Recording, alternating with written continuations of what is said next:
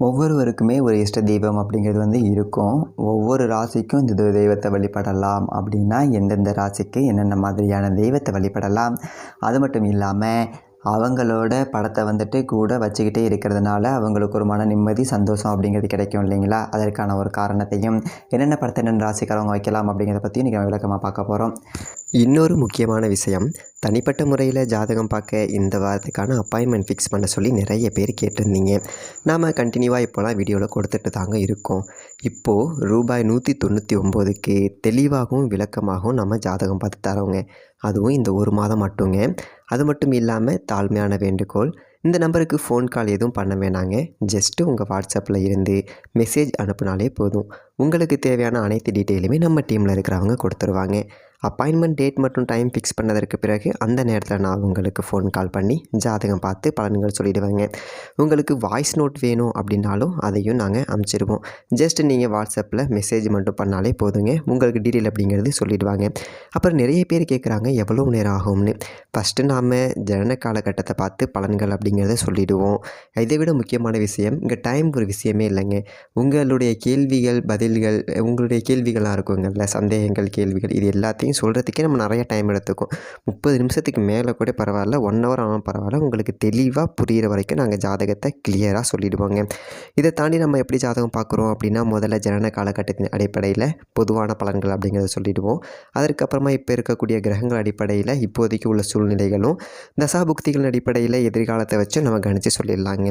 இதை தாண்டி கடைசியாக உங்களுக்கு தெளிவான உங்களுக்கான பரிகாரம் அப்படிங்கிறதையும் சொல்லிவிடுவோம். இதில் இருந்தே உங்களுக்கு எல்லா டீட்டெயிலும் கிடச்சிரும். கடைசியில் ஜாதகம் இல்லைனாலும் ஜஸ்ட்டு பிறந்த தேதி, நேரம், பிறந்த இடம் மட்டும் சொன்னாலே போதுங்க. நாங்கள் உங்களுக்கு ஜாதகம் பார்த்து பலன்கள்ங்கிறது சொல்லிவிடுவோங்க.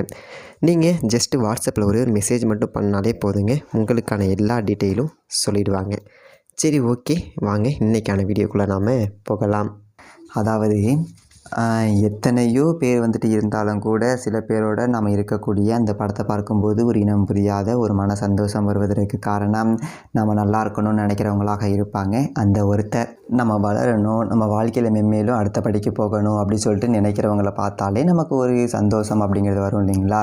அந்த ஒரு அடிப்படையில் 12 ராசிக்காரர்களுக்குமே குலதெய்வம் அப்படிங்கிறது இருக்குது. அதுக்கப்புறமா அவர்களுடைய இஷ்ட தெய்வம் அப்படிங்கிறது இருக்குது.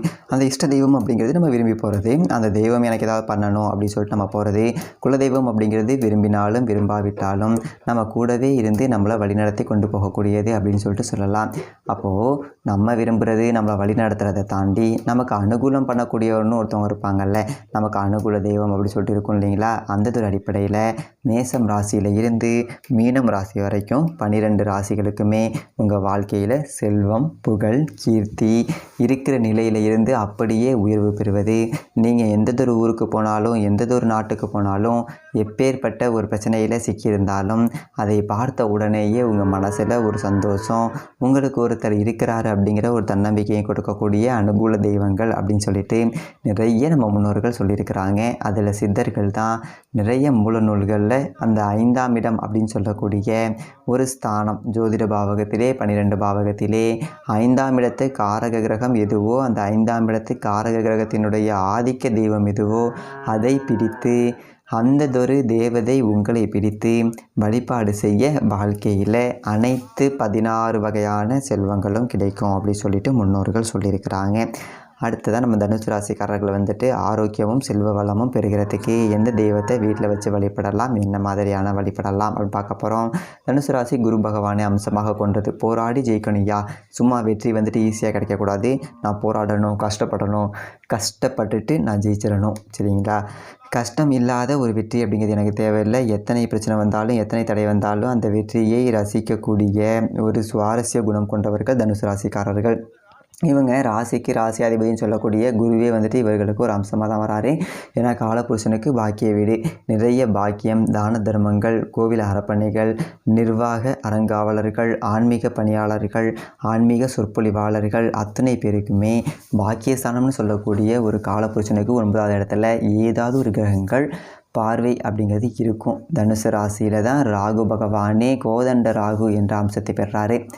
ராவணனை வதம் செய்வதற்காக ராகு பகவான் தனுசில் இருந்து அதை பயன்படுத்தியதாக வரலாறு அப்படிங்கிறது இருக்குது.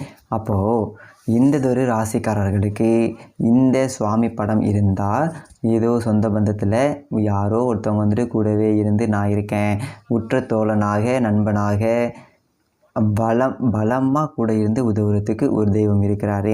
அவரோட படம் வந்துட்டு உங்கள் வீட்டில் இருந்தாலே, உங்கள் பூஜை அறையில் இருந்தாலே, உங்கள் பாக்கெட்டில் இருந்தாலே அவ்வளோ ஒரு செல்வ செழிப்பும் ஆரோக்கியமும் அவர்களிடத்தில் இருக்கும். இதை கேட்கும்போது யார் அது அப்படி சொல்லிட்டு நம்ம கூட எடுத்து வச்சுக்கலாமோ அப்படிங்கிற ஒரு ஆர்வம் அப்படிங்கிறது இருக்கும். அது யார் அப்படின்னு பார்த்தோம் அப்படின்னா, அது அந்தந்த ராசிக்காரர்கள் வைத்துக்கொள்வது மிகச்சிறப்பு. எல்லோருக்கும் செல்லப்பிள்ளை முருகப்பெருமான் தான். ஏன்னா தனுசு ராசிக்கு 5ஆம் இடம்னு சொல்லக்கூடிய ஒரு கிரகம். அதை தான் புலிப்பாணியே சொல்கிறாரு. 5 குடையவன் 5ஆம் இடம் உங்களுக்கு அனுகூலம் பண்ணக்கூடிய ஒரு கிரகம். அந்ததொரு அடிப்படையில் செவ்வாய் இருக்கிறாரு. அந்ததொரு செவ்வாய் பகவான் முருகன் பல்வேறு ரூபங்களில் அறுபடை வீடுகளில் இருந்தாலும் கூட தனுசு ராசி அப்படின்னு சொல்லக்கூடிய ராசிக்கு மேஷம் அப்படின்னு சொல்லக்கூடியது இந்த குரு சம்பந்தம் கொண்ட ஒரு அமைப்பு, குருவும் செவ்வாயும் சம்பந்தம் கொண்ட ஒரு அமைப்பு அப்படிங்கிறதுனால பழனி அப்படிங்கிற ஒரு ஸ்தலத்தில் இருக்கக்கூடிய முருகப்பெருமான், அங்கே இருக்கக்கூடிய சித்தர் போகரையா, இந்த 2 பேரினுடைய படமும் இவர்களது பூஜை அறையில் கண்டிப்பான முறையில் இருக்கணும். பழனி முருகப்பெருமானுடைய ஒரு படத்தையும், தண்டாயுதபாணியினுடைய ஒரு படமும், போகர் ஐயாவினுடைய ஒரு படமும் இதெல்லாம் பூஜை அறையில் இருக்கணும். சிவப்பு நிற மலர்களால் அர்ச்சித்து வர மிகப்பெரிய ஒரு நல்லதொரு பலன்கள் வெற்றி இவர்களுக்கு கிட்டும். தனுசு ராசிக்காரர்கள் வந்துட்டு உடல் ஆரோக்கியமும் செல்வமும் பெருகுவதற்காக பழனி முருகனை போகர் ஐயாவை வழிபட்டால் நல்லாயிருக்கும் அப்படிங்கிறத ரொம்ப அழகா. ஓகே, ரொம்ப நன்றி.